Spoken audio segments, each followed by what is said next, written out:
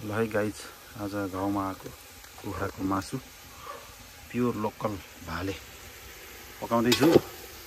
आज यहाँ खेत्रा छ, खेत्रालाई लगेर खिलाउने हो। यो कोदो टिप्ने खेत्रा छ 5-6 जना। उहाँलाई चाहिँ आज प्योर लोकल कुखुराको भाले काटेर बनाउँदैछु अनि लगेर खिलाउने। यहाँ चाहिँ भात पाकिसकेको छ। यस्तो भात हेर्ने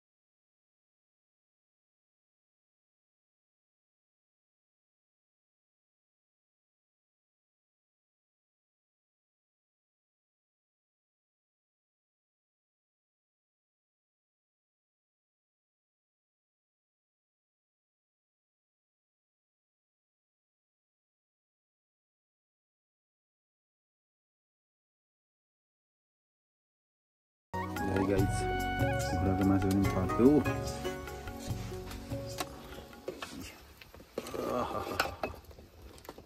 कुखुराको झोलै हो क्या खाने।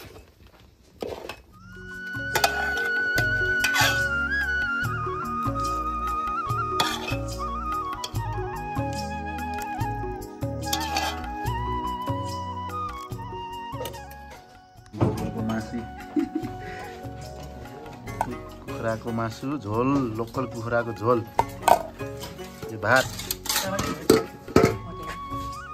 पानी, थाल अब लिएर ल जाम।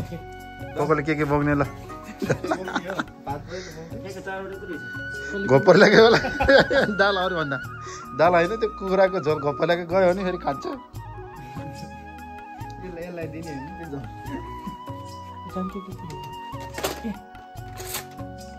ल गयो है अब खाना लिएर। ल सुमनले भात,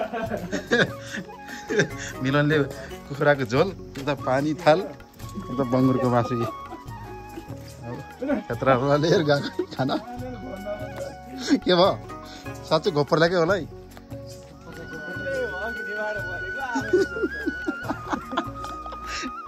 भात त के पनि हुनु पऱ्यो, झरेन यो मासु कुखुराको झोल।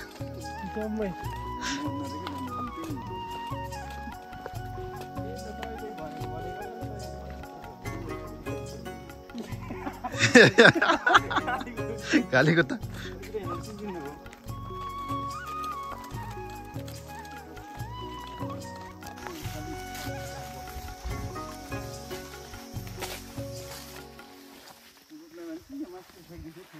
बाटो खानु बाटो हो। बङ्गुरको मासु घोप्पर लागेको भयो भने त बर्बाद हुन्छ नि, के खाने फेरि।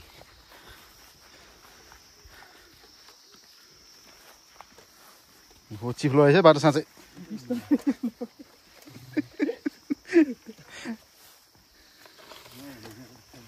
हो यस्तो बाटोमा हो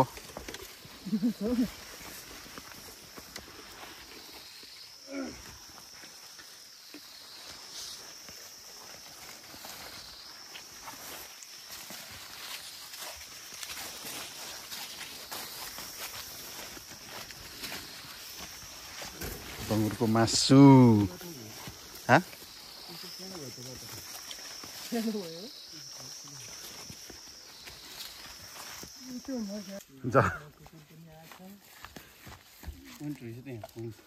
ल आइपुगे कोदो रोप्ने ठाउँमा, टिप्ने ठाउँमा।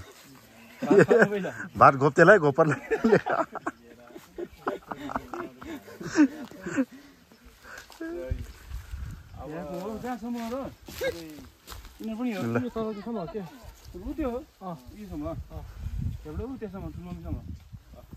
हाम्रो बारी कोदो टिप्दै हुनुहुन्छ यहाँ।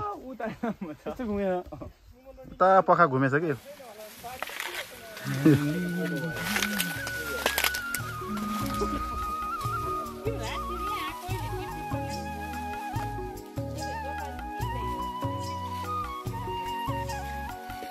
यस्तो पाखा पछिखेरमा स्वच्छ हावाको साथमा हेर्नु त ए कोदो त बरिलै कोदो टिप्यो बरिलै कोदोवाला केसरी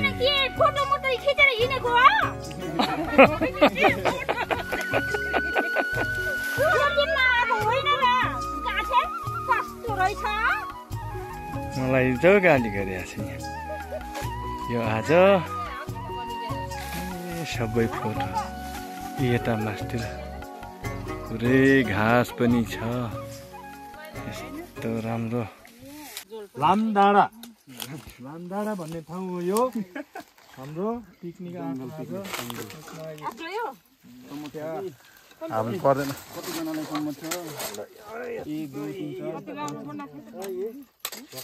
यो भात भात ठिक भएको भात त पुलाउ पुलाउ हो पुलाउ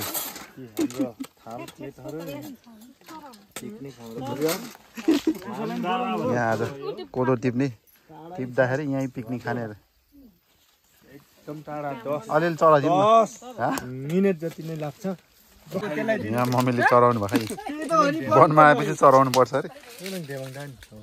अरे अहिले खाइ एकछिन नखाइ काट दोर्नीको जान्छ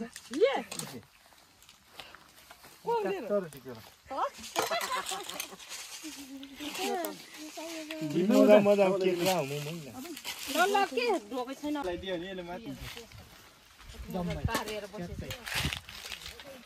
झोल जति सबै तल गएछ कि आउनु पुसै होइन धुनु पर्दैन कि अलिअलि धुनु हाम्रो ऊ यहीँ छ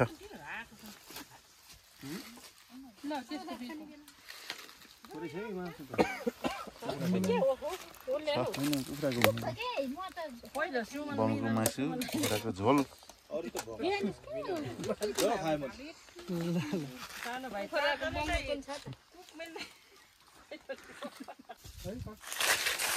कुकुरलाई पनि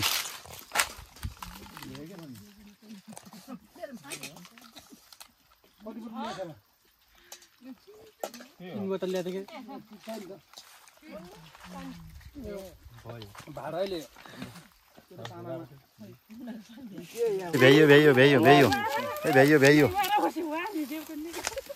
ल कोदो टिप्नै भ्याइयो आजलाई